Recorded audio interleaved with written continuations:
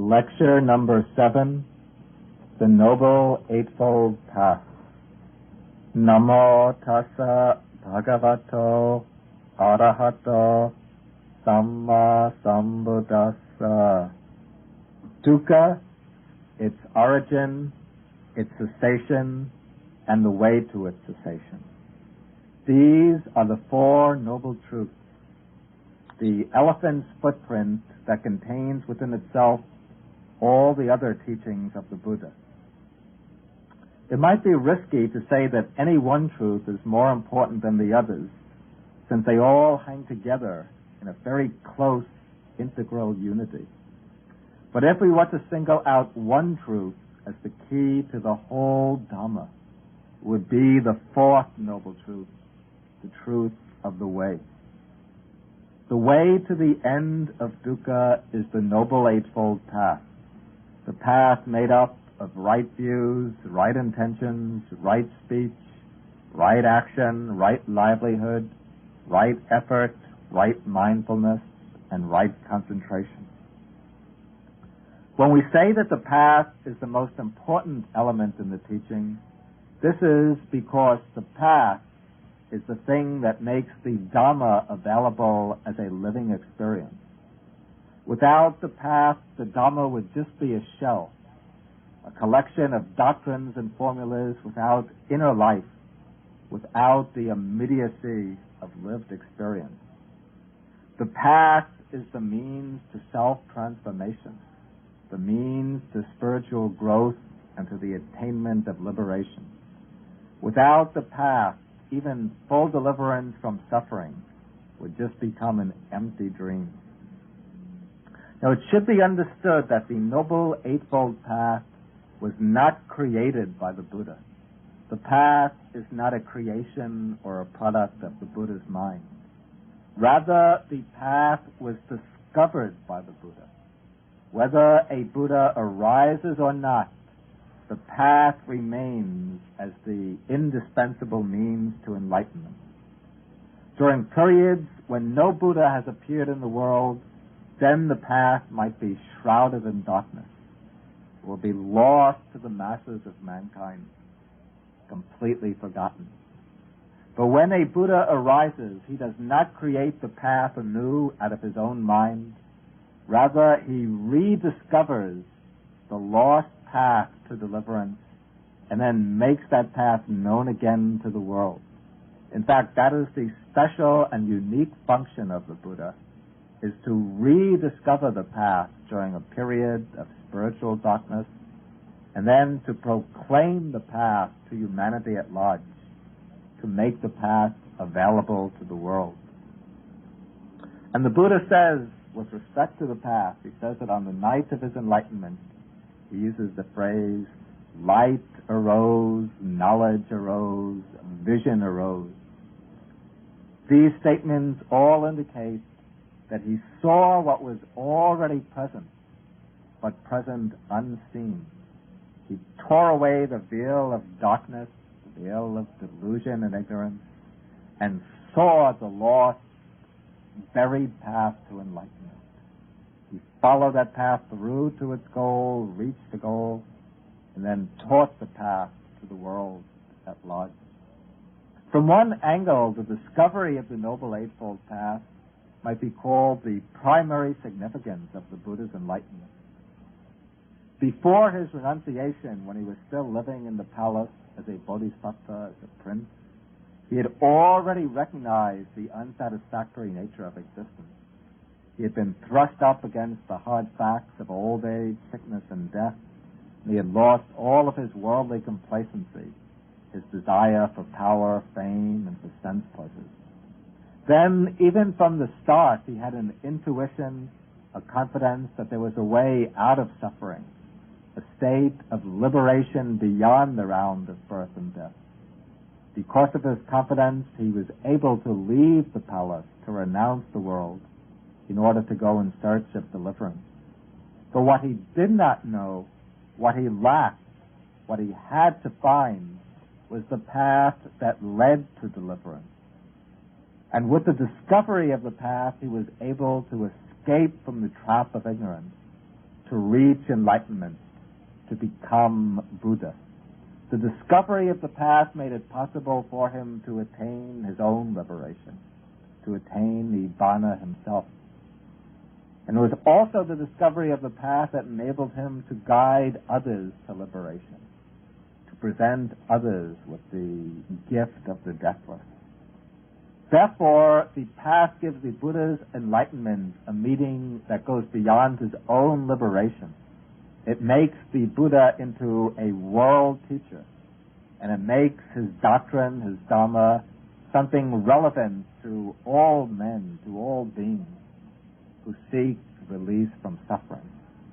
The path is essentially a way to awakening, a means to generate in our own minds the same experience of enlightenment that the Buddha himself went through while sitting beneath the Bodhi tree.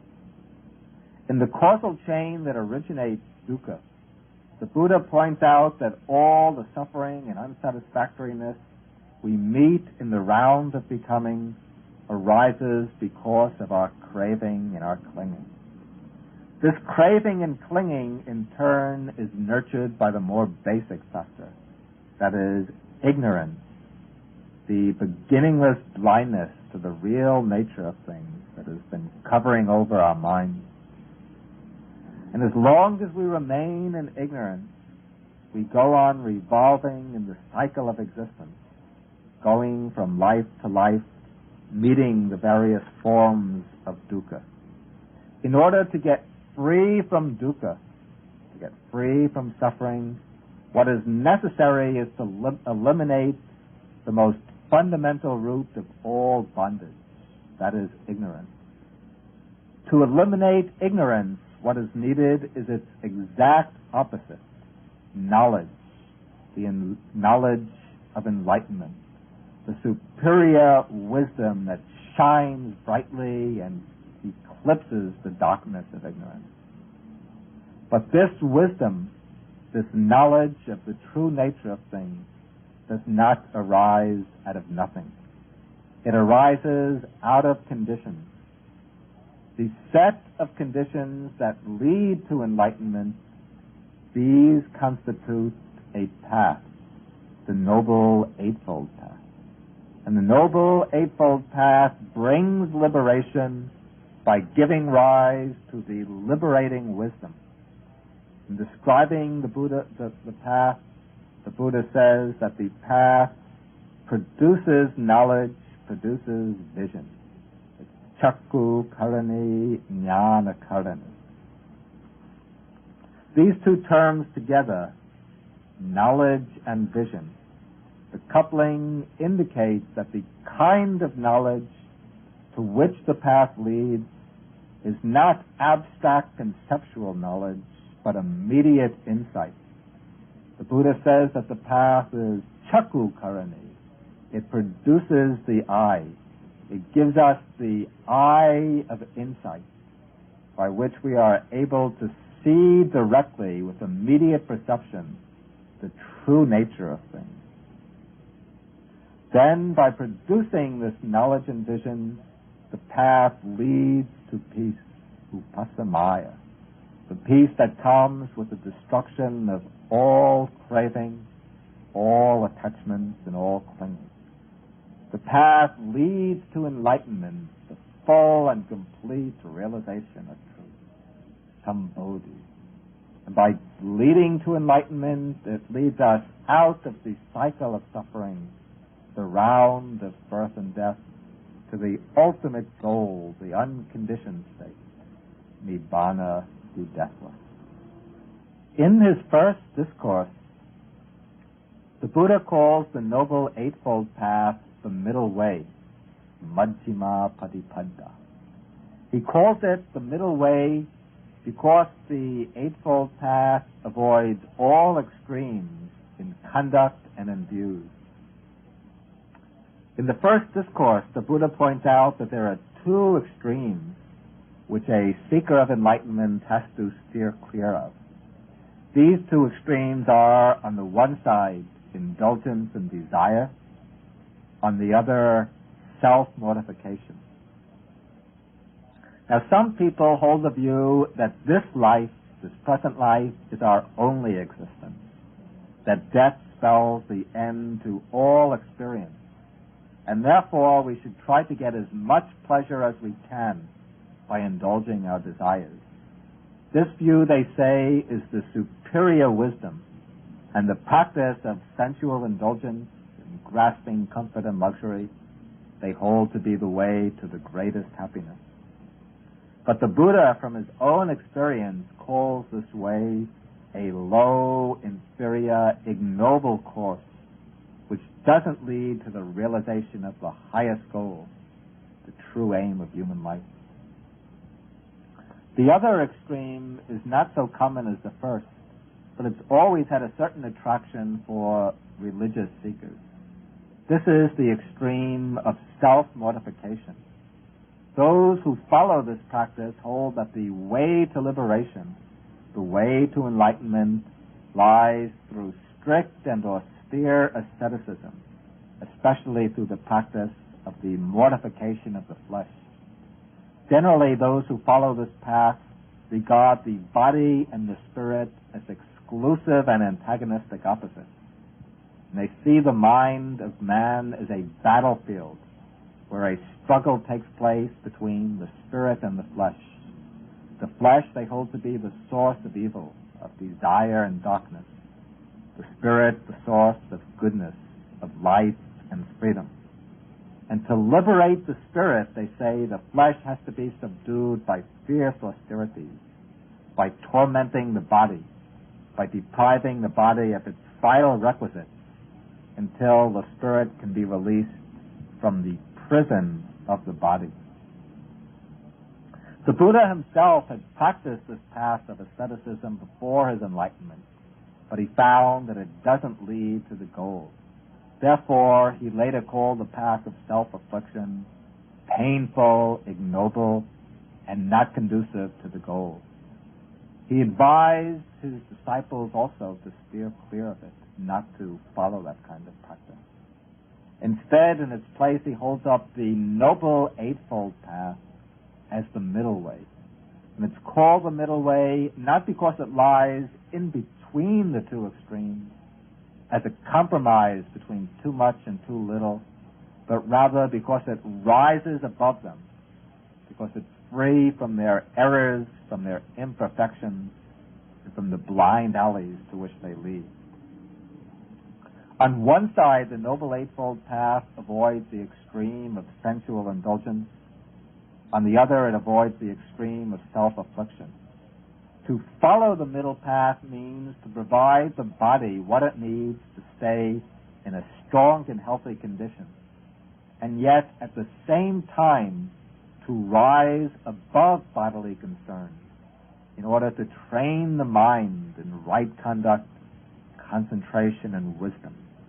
In fact, the middle way is essentially a way of mind training.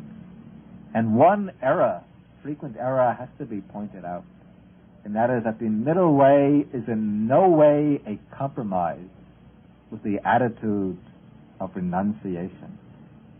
In following the Noble Eightfold Path, the mind has to be strengthened, trained in the strongest attitude of renunciation, detachment from the demands of craving and clinging. The middle way doesn't compromise at all the spirit of renunciation. But what it recognizes is that the real renunciation, the most important renunciation, is an inward mental act to be achieved by training the mind, not by tormenting the body. Now, as its name suggests, the Noble Eightfold Path is made up of 8 factors. And when it's called the Eightfold Path, we have to be careful not to understand this wrongly. The 8 factors of the path are not 8 steps to be followed in sequence. In actual practice, certain factors have to be developed before other factors can arise. But ideally, each factor that emerges does not replace the one that comes before it. nor do the earlier factors that have been developed drop away when the more advanced factors appear. Rather, the early factors remain, but the new ones that arise merge into them and absorb them, so that at its highest level of development, the path consists of 8 factors working simultaneously. At this level, all 8 factors are present. All are performing their functions. All are contributing in their own unique way to the accomplishment of the goal, to reaching the end of suffering. Now, the 8 factors of the path can be divided into 2 parts. One part is concerned with knowledge, with understanding. The other is concerned with practice or conduct. Now, the first part, the side concerned with understanding, contains only one factor, right view. The other part, the part concerned with practice, contains the other 7 factors, from right intention through right concentration. And so from this twofold division, we can see the tremendous weight that falls on right view. Right view is placed first, right at the beginning of the path, because right view is the eye which guides and directs all the other factors. And the relationship between the 2 groups of path factors can be illustrated by an analogy. If we're going to drive a car, we need both our eyes and our limbs. We need eyes to see which way to go, and we need our limbs, the hands and feet, in order to maneuver the car. If we have eyes, but if we're crippled and can't use our hands and feet, then we can't move the car at all. We'll just remain in the same spot. And if we can use our limbs, but if we lack sight, if we're blind, then it would be dangerous even to try to drive. To maneuver the car and get to our destination, we need both the eyes and the limbs working in harmony.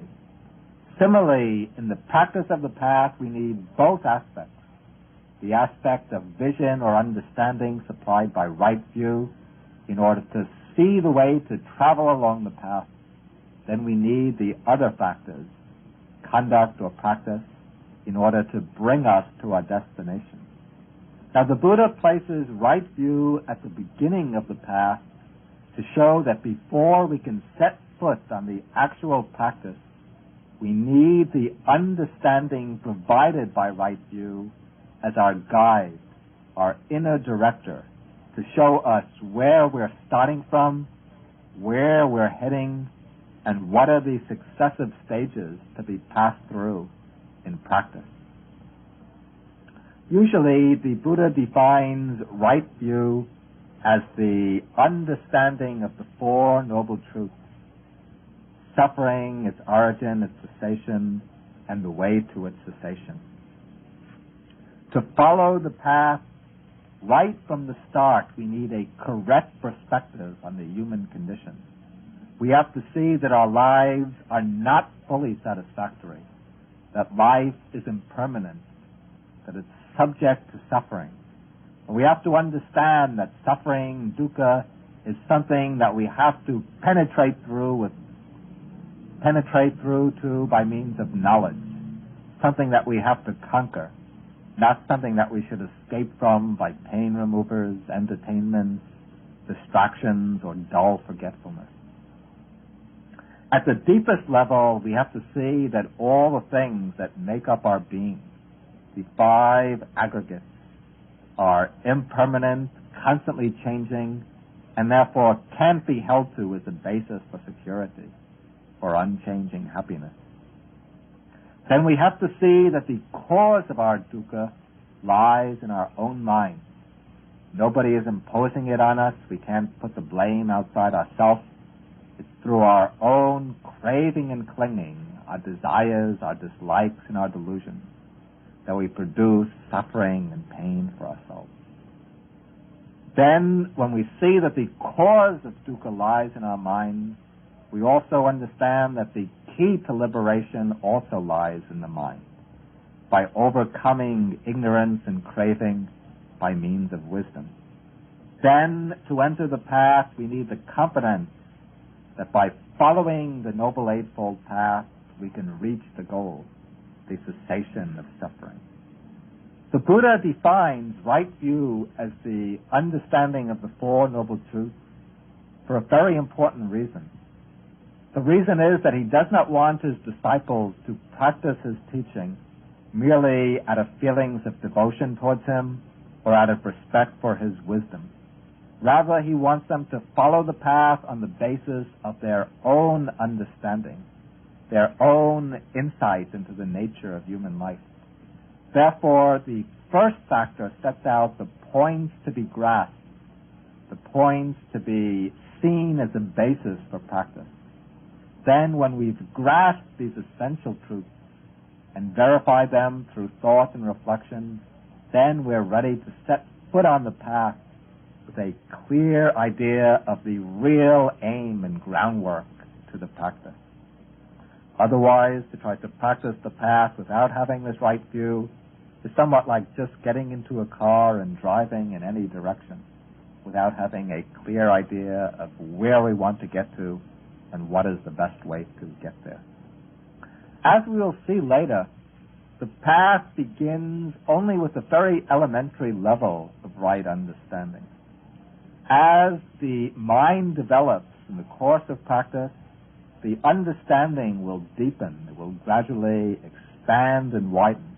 And as it does so, we come back again and again to right view. Right view is not something that we just go through only once and then leave it aside.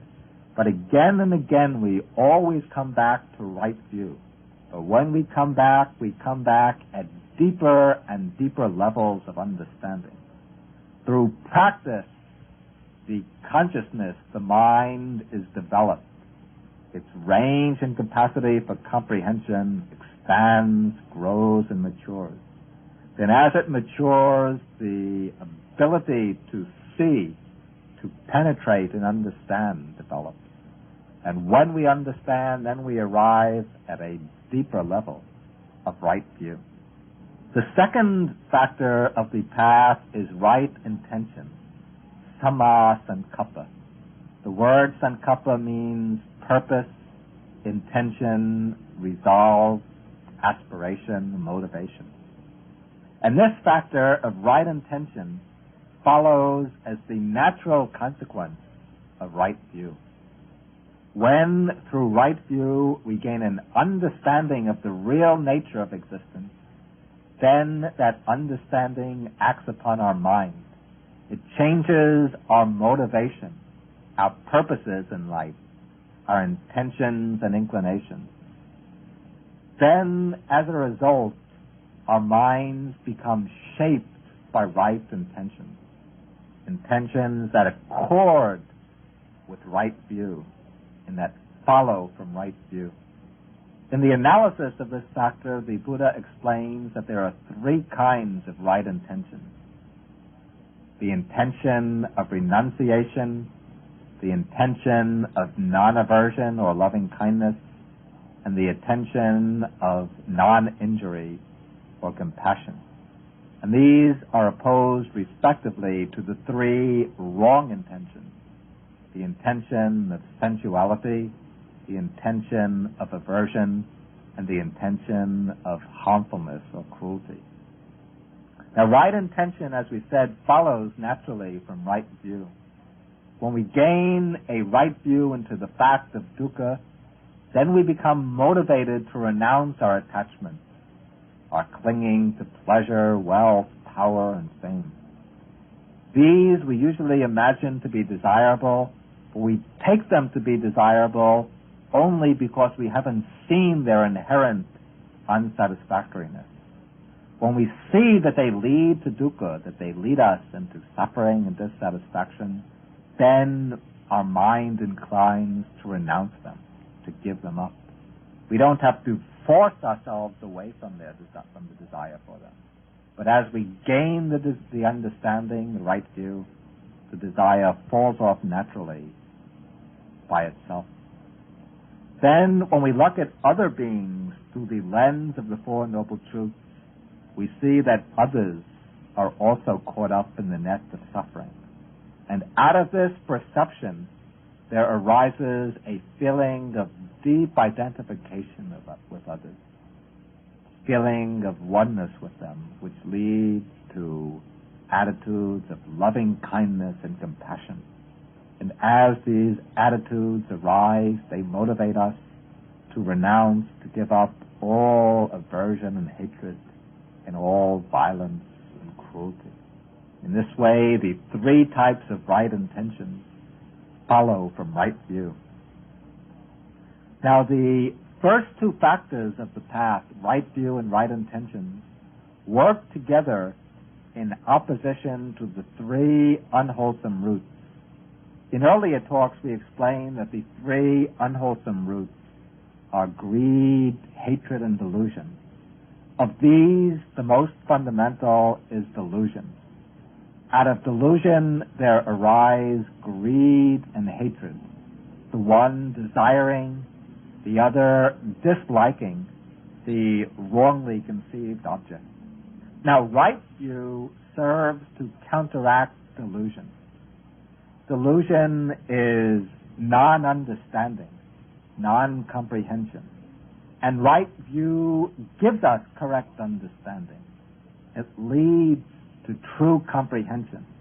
Then the second factor, right intention, counteracts greed and hatred. The intention of renunciation opposes greed. The other two intentions of non-aversion and non-injury counteract hatred.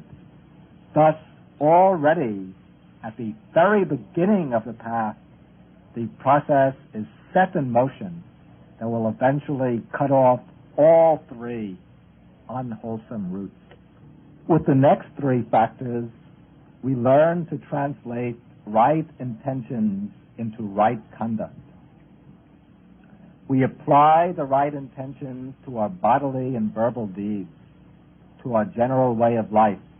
Thus we get the three factors of right speech, right action, and right livelihood. Right speech has four aspects. Abstaining from false speech, that is, from lying. Instead, making an effort always to speak truthfully. Second, abstaining from slanderous speech, from statements intended to divide others, to create enmity between other people. Instead, the follower of the path should always speak words that promote friendship and harmony between people. Then thirdly, he should abstain from harsh speech, from speech which is angry and bitter, which cuts into the hearts of others. Instead, his speech should always be gentle, soft, and affectionate. And then fourthly, he abstains from idle chatter, from gossip. Instead, he should always speak words that are meaningful, significant, and purposeful. The fact that four factors are mentioned under right speech shows the tremendous power locked up in the faculty of speech. The tongue might be a very small organ compared to the rest of the body, but this little organ can create immense harm or immense good, depending on how it's used.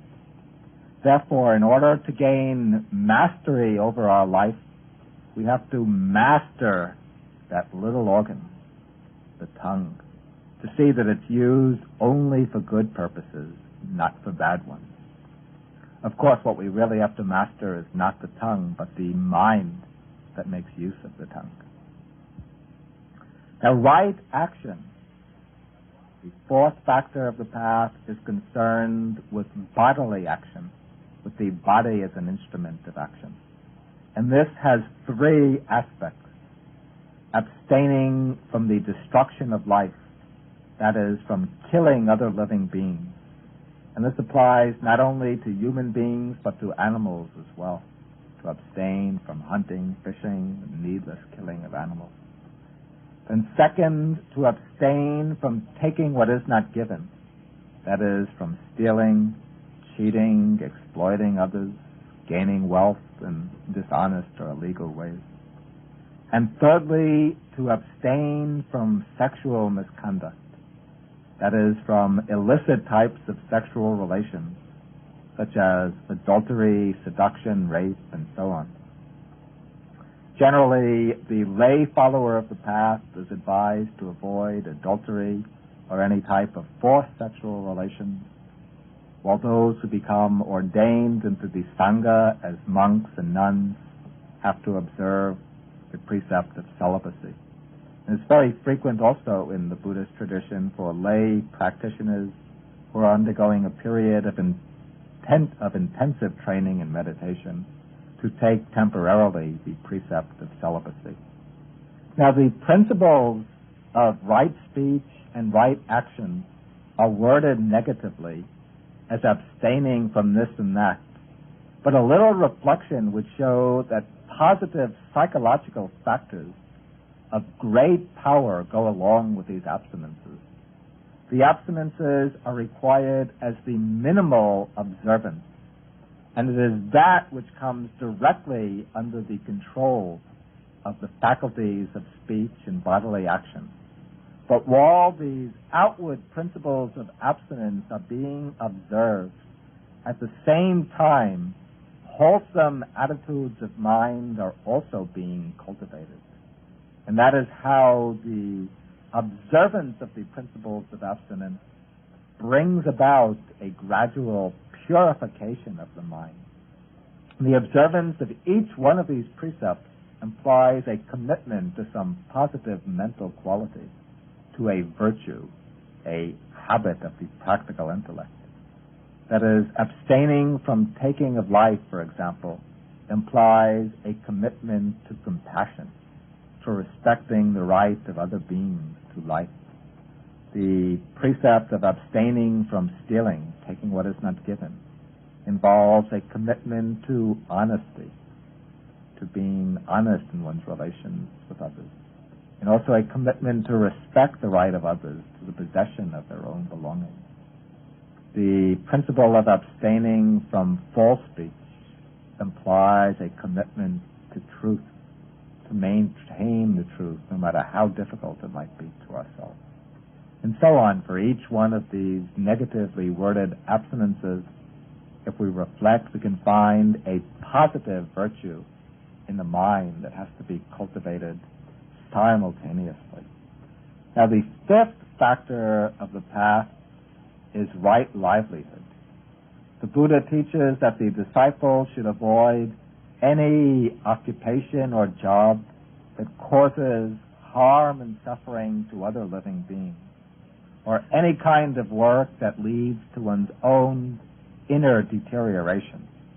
Instead, the disciple should earn his or her living in an honest, harmless, and peaceful way. And to give a more specific idea of what right livelihood involves, the Buddha mentions 5 occupations that a disciple should avoid. These are, first, dealing in flesh, in meat, as a butcher. Second, dealing in poison. Third, dealing in weapons or arms. Fourth, dealing in slave trade and prostitution. And fifth, dealing in intoxicants, in liquors and drugs. And the Buddha also says that his followers should avoid deceitfulness, hypocrisy, high-pressure salesmanship, usury, and trickery, or any kind of dishonest method in acquiring their means of support. Now, these 3 factors that we've just discussed, right speech, right action, and right livelihood, these deal with the outer conduct of life. When we come to the next 3 factors, the 6th, 7th, and 8th factors, then we're concerned with the inner work, with the training of the mind. The Buddha begins the mind training with right effort, samavayama. This factor the Buddha places a special stress on for the reason that the practice of the path requires work. It calls for energy and exertion. The Buddha is not a savior. The means to deliverance he gives in the path. And we can't expect to get anywhere along the path without making the effort. The Buddha says that the Tathagatas, the enlightened ones, point out the path. You yourselves must make the effort. The goal, the Buddha says, is for the energetic person, not for the lazy one. And here we come to the great optimism of Buddhism, the optimism which, in my view, refutes all the charges of pessimism. The Buddha says that through right effort, through right exertion, through the right application of energy, it's possible to change and transform the whole structure of our lives. We're not the hopeless victim of our past conditioning. We're not the victim of our genes, of environment, of our upbringing, and so on. But through training, through practice and exercise, it's possible to raise the mind up to entirely new levels, to lift it up from the swamp of ignorance and self-centered desire, to bring it to the high plateaus of wisdom, enlightenment, and liberation. It all takes work. All it takes is exercise and effort. Practice that has to be built up day by day, month by month, year by year, even lifetime by lifetime. But with this practice, we can lift the mind up to the highest levels of spiritual attainment. And therefore the Buddha urges his disciples to strive on with the firm determination. Whatever has not been attained, that I will attain. What hasn't been achieved, that I will achieve. What hasn't been realized, that I will realize. Then, having stirred up the will, we have to know the right way to apply our effort. Now, the Buddha indicates that right effort can be broken down into 4 aspects. Firstly, if we observe the states that arise in the mind, we see that they fall into 2 basic types: unwholesome states and wholesome states.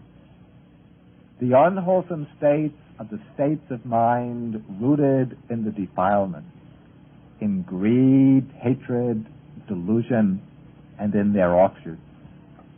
The wholesome side consists of the virtuous qualities, the qualities that should be developed and cultivated, like the 8 factors of the Noble Path, the 4 foundations of mindfulness, the 7 factors of enlightenment, and so on. These are the pure, noble qualities that lead to spiritual progress and to ultimate liberation. Thus we have at the opposite sides of the mind the unwholesome states and the wholesome ones.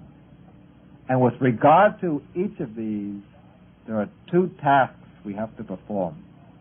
First, with regard to the unwholesome side, we have to make the effort to prevent the unarisen, unwholesome states from arising.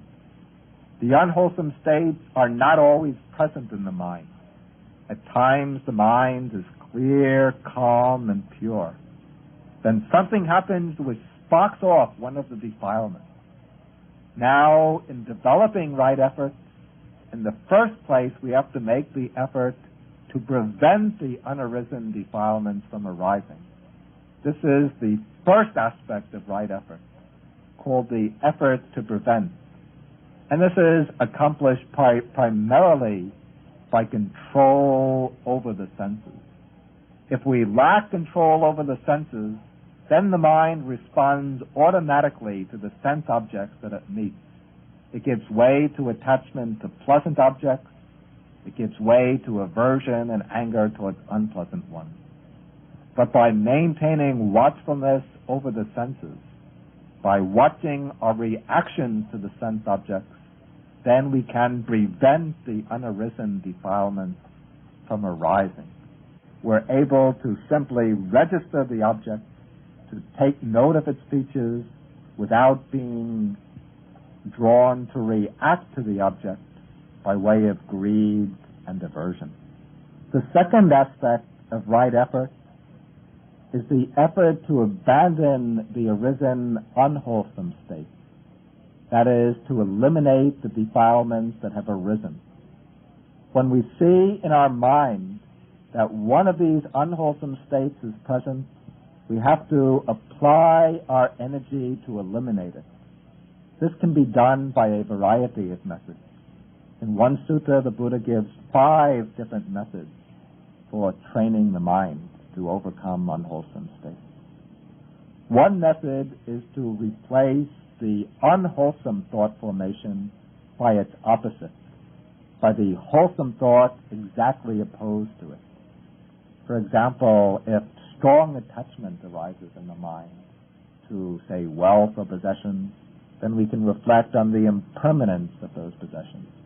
And when we do that, the attachment fades away. If strong sensual desire arises in the mind, especially for a monk or a nun or a meditating yogi, then if he reflects on the impure nature of the body, how the body is just a heap of skin, bones, organs, and blood, then the sense desire fades away. When anger and ill will towards a person arise in the mind, then by reflecting or meditating on loving kindness, the feeling of loving kindness will dispel the anger. Or if the state of depression or dejection arises in the mind, then reflecting on the noble qualities of the Buddha gives a kind of joy and encouragement which inspires us to make further efforts. So in that way we use one thought, a wholesome thought, to knock out the unwholesome thought. In the same way that, for example, a carpenter might use a clean new peg to knock out an old rotten peg from a board of wood. A second method to use is to develop a keen sense of the danger in the unwholesome thoughts, to recognize how they keep us entangled in suffering and prevent us from accomplishing the real good for ourselves and for others. Still, another method is to turn the mind away from the objects that are stimulating the unwholesome thoughts, to divert the mind to some other object of concentration. For example, perhaps just to the breathing or to the movement of some part of the body. A fourth method is simply to observe the thoughts themselves, to turn the attention upon the thoughts, to see how they arise, then gradually to still them, to make them quiet down. This can be done also by tracing the causes of the thoughts in sequence, seeing that thought arises from this cause, that cause from this cause, and so on, back in sequence. This makes the disturbing thoughts quiet down. Then, when all of these other techniques fail, and only then, the last measure which can be used is to meet the unwholesome thought in face-to-face combat, to struggle with it and to expel it from the mind. But this should be used only as the last measure. Okay, now we come to the other side, the third and fourth aspects of right effort. On the other side of the mind, we find that there are many pure, wholesome, virtuous states of mind. And for these two, there are 2 tasks to be performed. First, we have to make the effort to develop the undeveloped wholesome state. We have many beautiful potentials stored up in the mind. We have to bring these up to the surface of the mind, to develop them, strengthen them, to make them shine forth. Then, when we've cultivated them, then we come to the expel it from the mind. But this should be used only as the last measure. Okay, now we come to the other side, the third and fourth aspects of right effort. On the other side of the mind, we find that there are many pure, wholesome, virtuous states of mind. And for these two, there are 2 tasks to be performed. First, we have to make the effort to develop the undeveloped wholesome state. We have many beautiful potentials stored up in the mind. We have to bring these up to the surface of the mind, to develop them, strengthen them, to make them shine forth.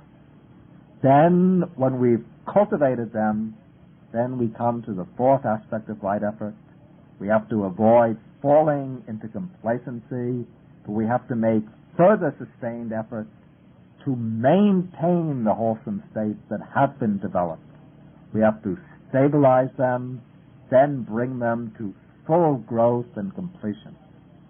Thus, the two aspects of right effort on the wholesome side are, first, to develop the undeveloped wholesome states, and then second, to maintain, increase, and complete the wholesome states that have been developed.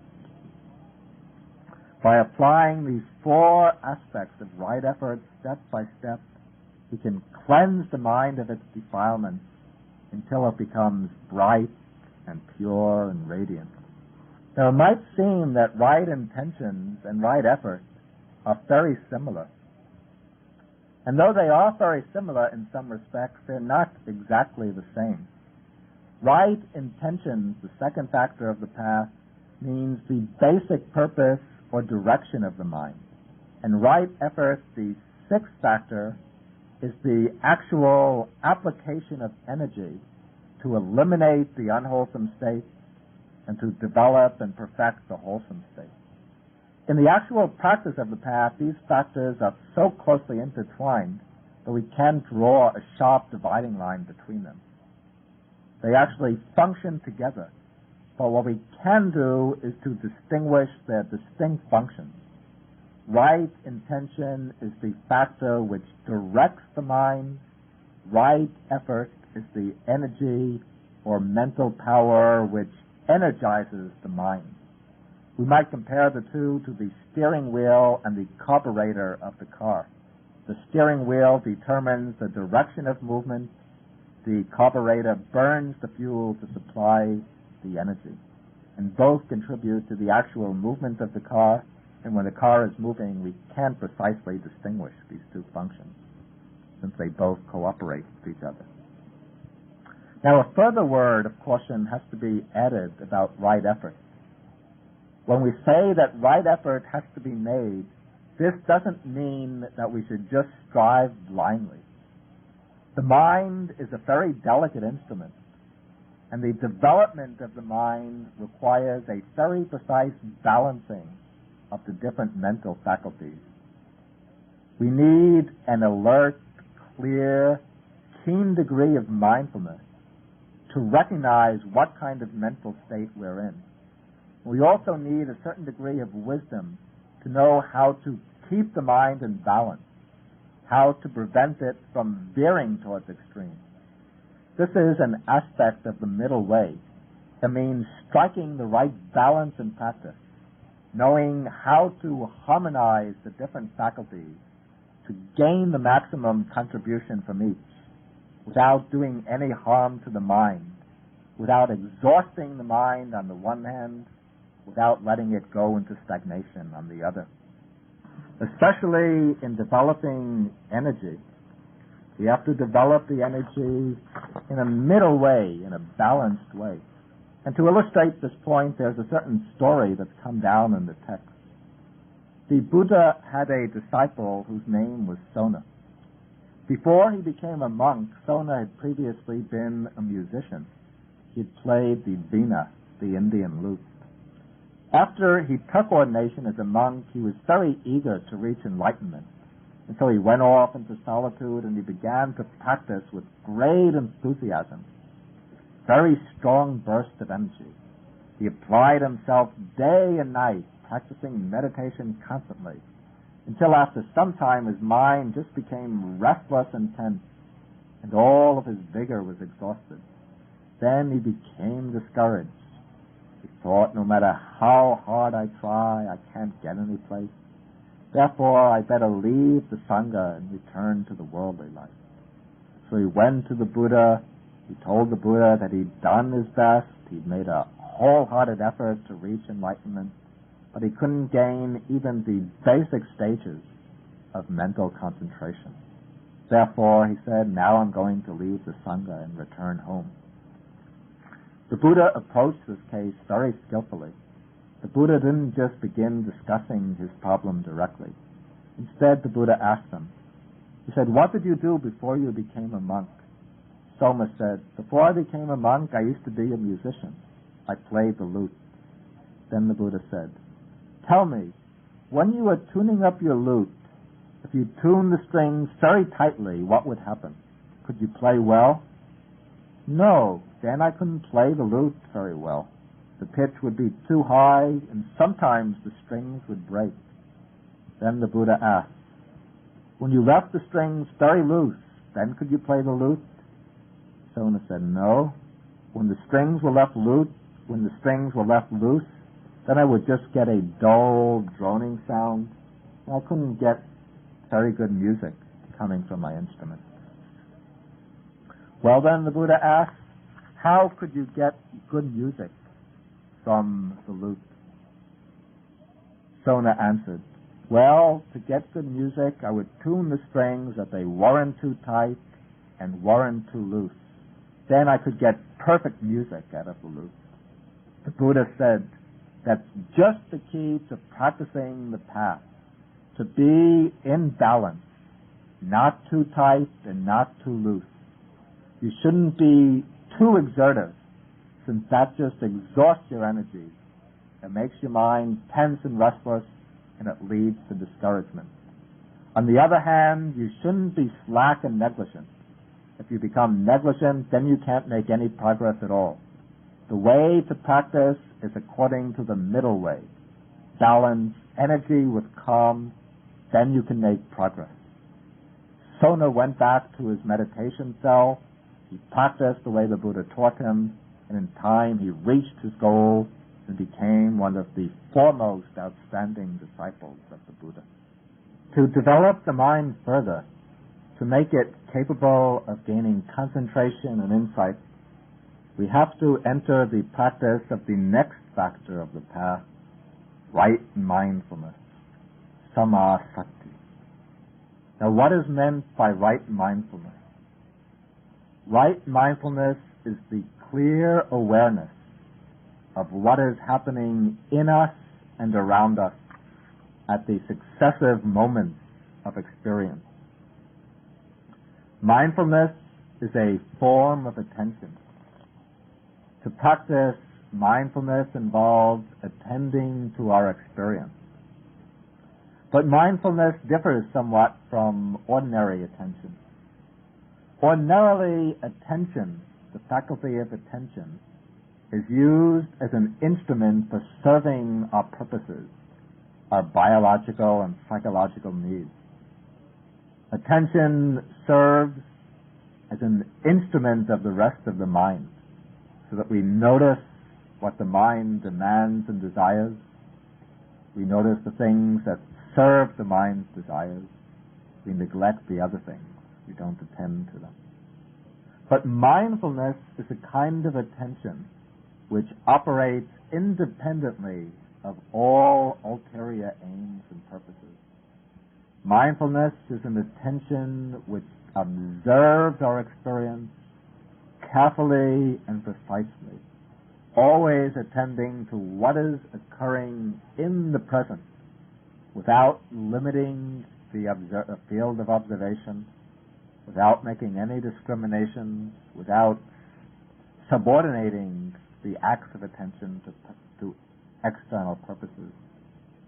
Mindfulness is attention concerned only with attending, with observing what is happening in the present simply for the sake of knowing and understanding what's happening, not for the sake of serving some utilitarian end.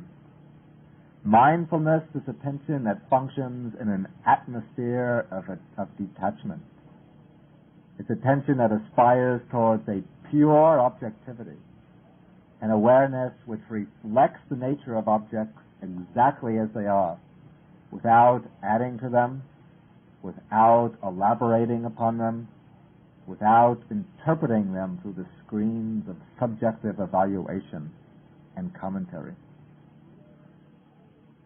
The Buddha divides the practice of mindfulness according to its objects into 4 groups called the 4 foundations of mindfulness.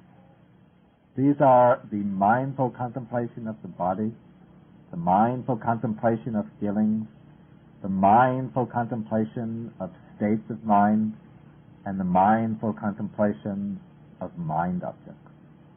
The practice of right mindfulness consists in the mindful contemplation of these 4 objects.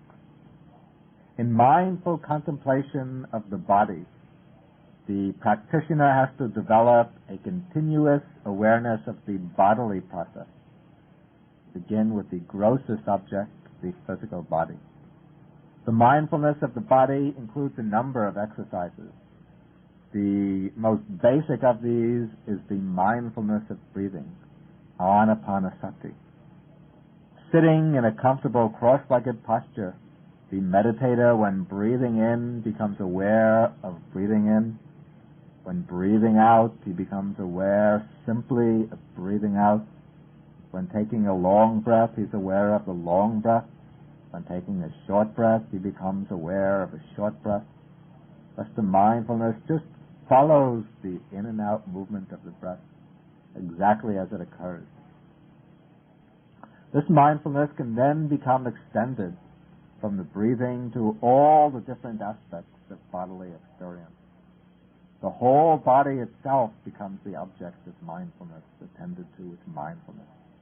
The body becomes analyzed into its component parts, its organs, its tissues, and so on. Because the body becomes laid out, as it were, on a slide, a mental slide available to our contemplation. Mindfulness of the body can further be applied to action, to the different postures of the body, walking, sitting, standing, and lying, to the different activities, eating, moving about, going to the bathroom, lying down, speaking. Every aspect of physical experience of the body eventually comes into the range of mindful contemplation. The second foundation of mindfulness is mindfulness of feeling. This involves attending to the feelings that arise on the different moments of experience. The pleasant feelings, the painful feelings, the neutral feelings.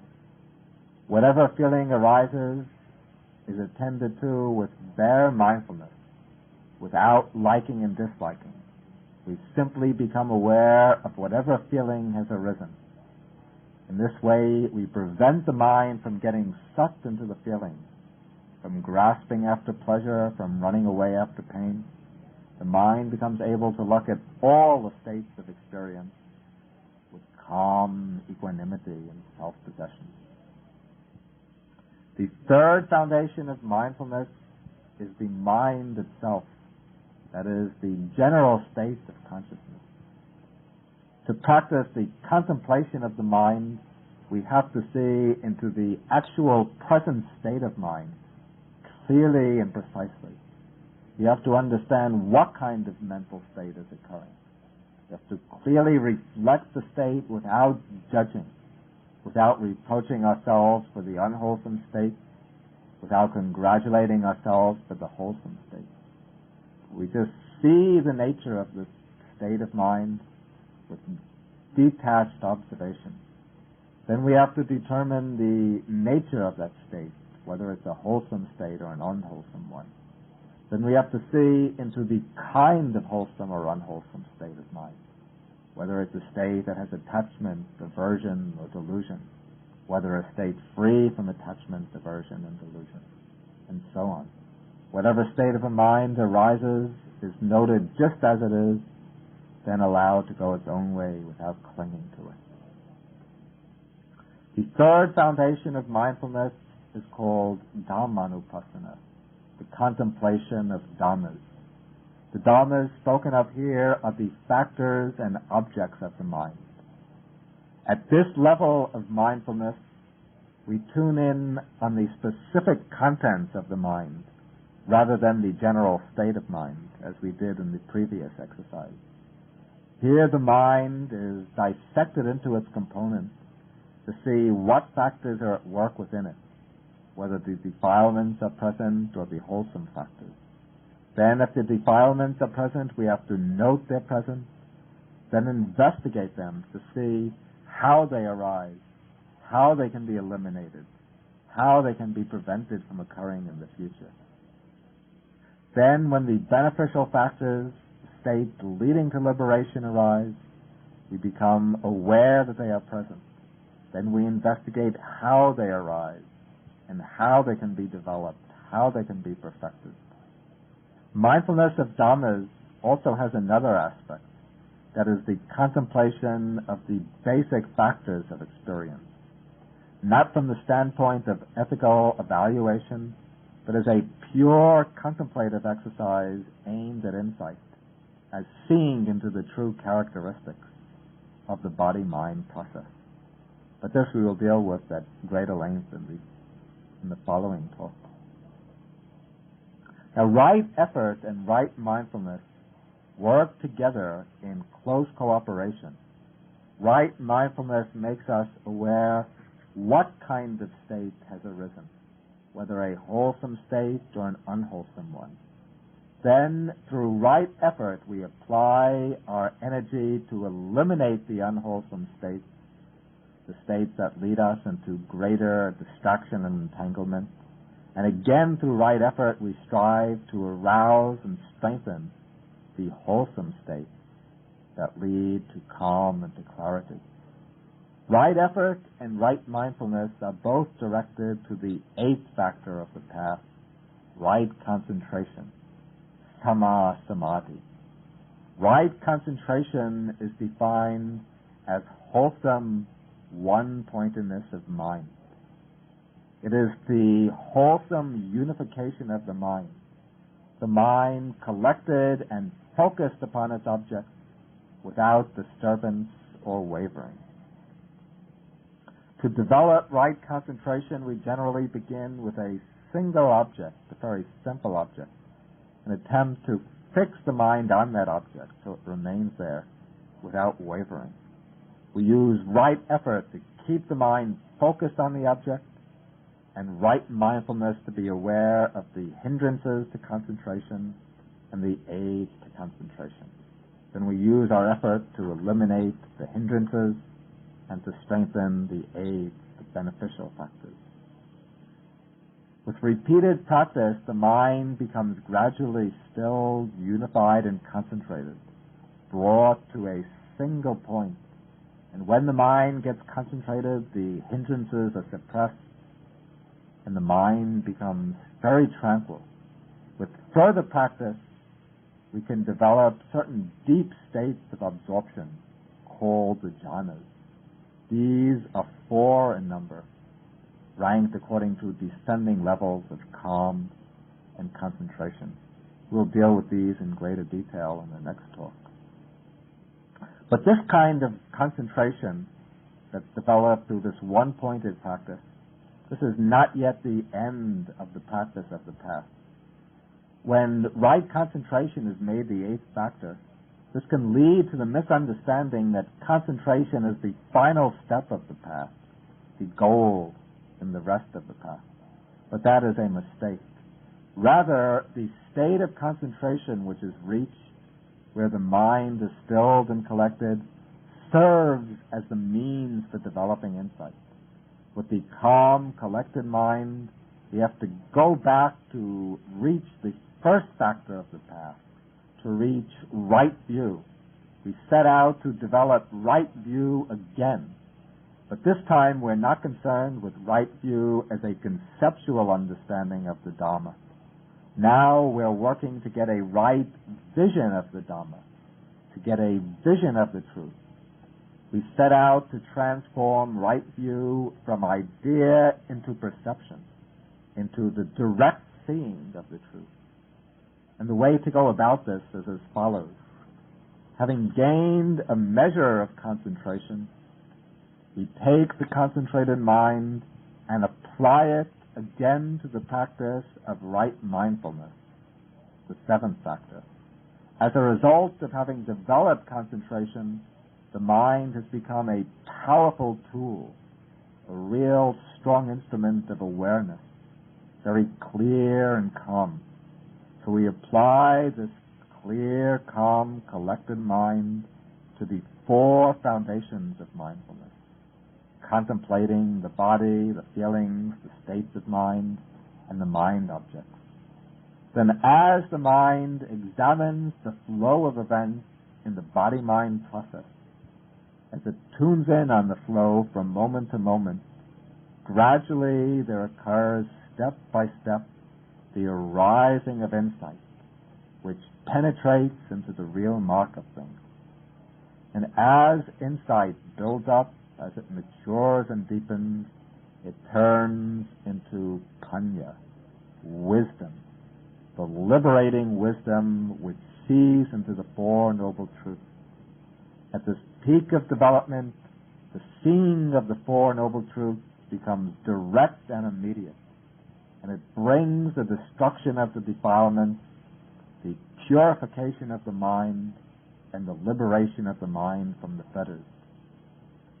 But these higher aspects of concentration and insight, as I said, we will deal with in greater detail in the next talk. So we leave off here. Now, having explained the 8 factors of the path, we should understand that these 8 factors can be distributed into 3 basic groups. These 3 groups are moral discipline, concentration, and wisdom. In Pali, sila, samadhi, and panya. The group of moral discipline includes right speech, right action, and right livelihood. All of these commonly share in the nature of being parts of moral discipline. The group of concentration, the samadhi kanda, includes 3 factors: right effort, right mindfulness, and right concentration. The last of these, right concentration, is the primary member of the group. The other 2 work together to bring about the state of deep concentration.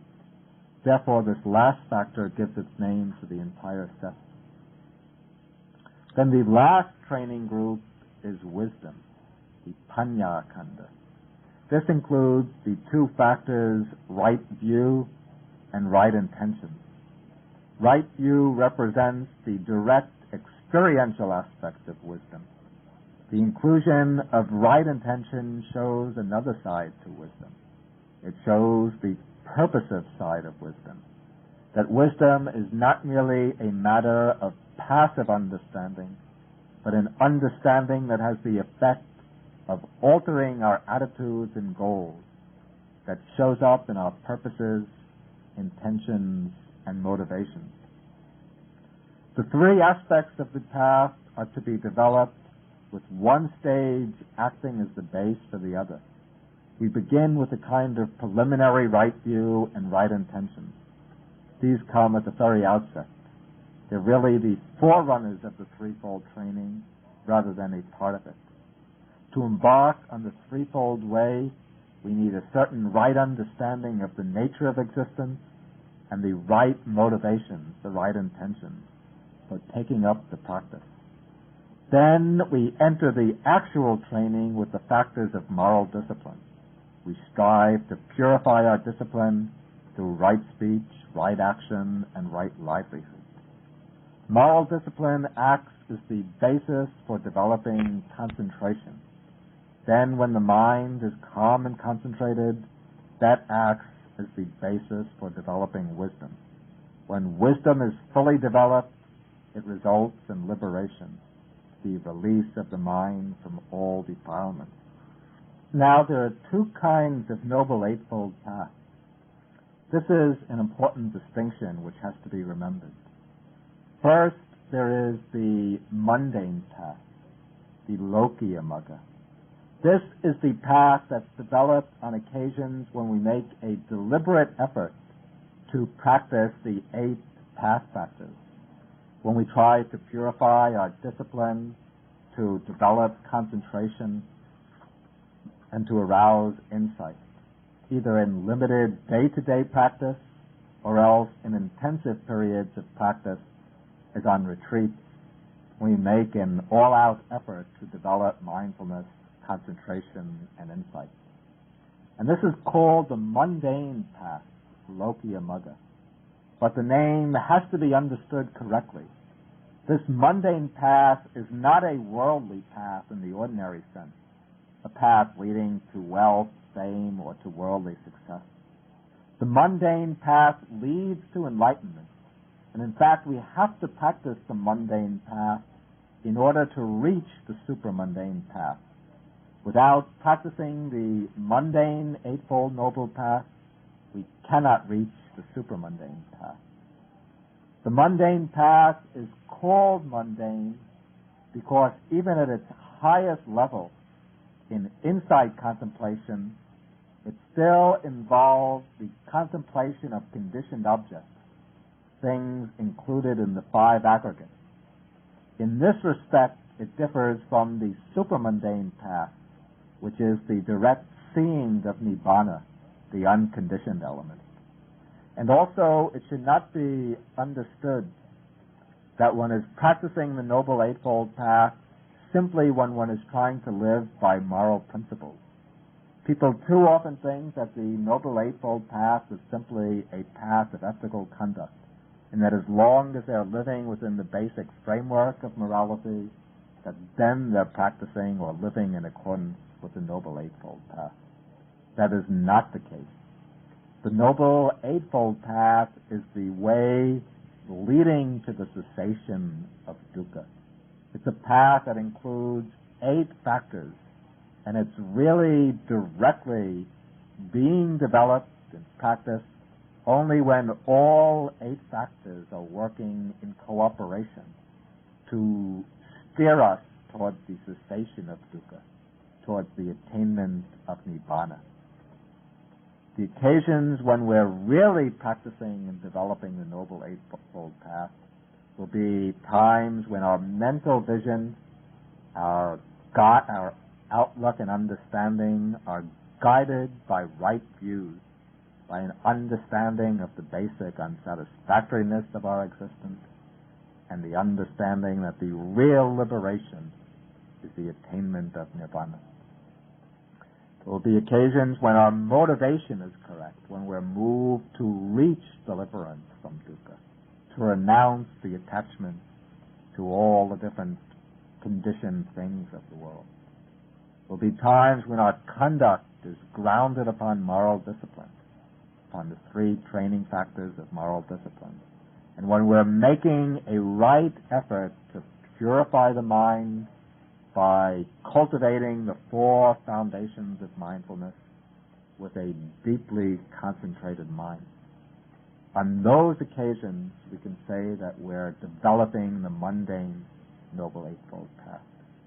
But the Noble Eightfold Path is something much deeper, much more powerful than a simple ethical way of life.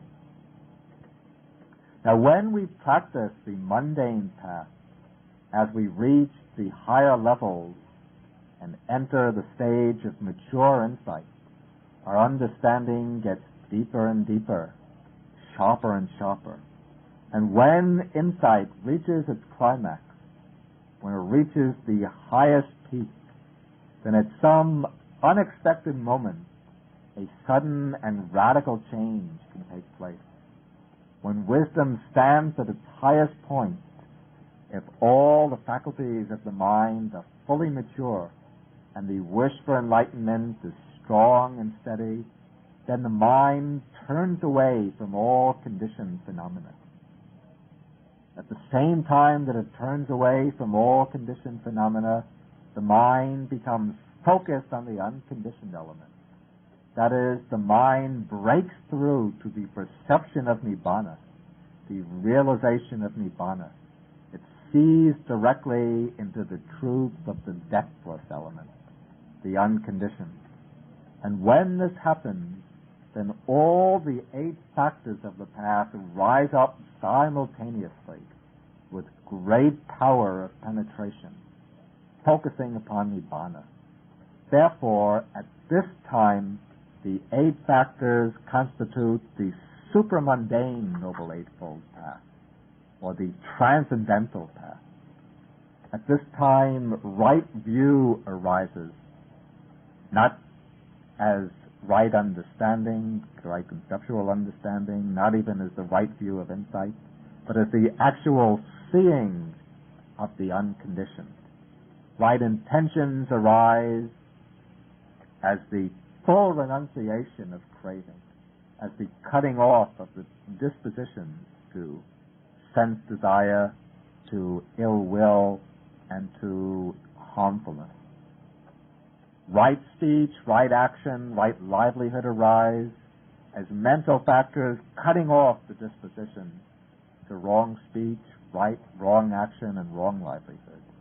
Right effort arises as mental energy, which is empowering this very powerful state of consciousness that's focused on Nibbana. Right mindfulness arises as the faculty of attention or awareness fixed upon Nibbana as its object. And right concentration is the unification of mind, the mind focused upon Nibbana. So these 8 factors have all arisen simultaneously, all performing their functions. And the mind equipped with these 8 factors, this is the supramundane consciousness, the mind which has risen up out of the world and now knows the unconditioned reality transcendent to the world. And these supramundane states of the path, these come in 4 stages. There are 4 levels to the supramundane path. The first is called the path of stream entry, the second the path of the once returner, the third the path of the non-returner, and the fourth the path of arhatship. We will deal with them in greater length next time. Now the path experience lasts only for a moment, but when it occurs, that moment of consciousness cuts off and eradicates a certain set of defilements. It cuts them off right at the roots so they can never arise again. And the first time that the path arises, the path of stream entry, the yogi enters irreversibly upon the way to liberation. From the point he reaches stream entry on, he can never fall away. Up to this point, he could still fall back. He could still be swept back into the current of the world. He has no absolute assurance of winning the goal. But when he reaches the supramundane path of stream entry, in this one moment of realization, a complete change takes place in the very bottom of his consciousness. In this moment, he becomes a stream enterer, one who has fallen into the stream to liberation and can never return back again into the way of the world. Following the peak experience of stream entry, the yogi might still have more work to do. He still has 3 more attainments of the supramundane path lying ahead. Each of these other path moments will again eradicate certain sets of defilements and liberate the yogi from a corresponding degree of bondage to samsara. When the 4th path is attained and finished, then he becomes an arhat, one who has cut off all defilements and reached full liberation. Now the yogi who has become a stream enterer, he might have as many as 7 more lifetimes in which to move in samsara before he reaches arhatship. But he can never fall away, he can never be reborn in any of the lower worlds, and he is certain that he will reach liberation in no more than 7 lifetimes.